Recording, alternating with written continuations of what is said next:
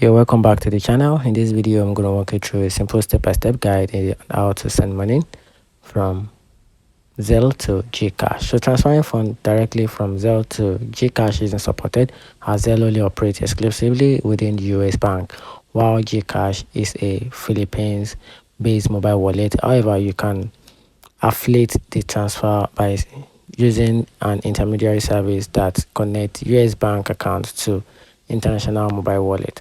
And here's a simple alternative on how you can send money from the Zelle to Gcash. So let's get started. So the first thing to do is to go to remitly.com or open the Western Union app.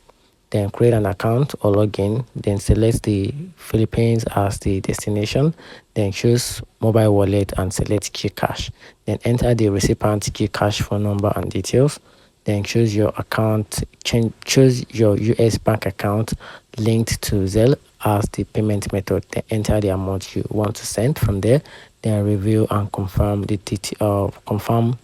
details before transfer, and that's how you can simply send money from Zelle to Gcash. Thank you.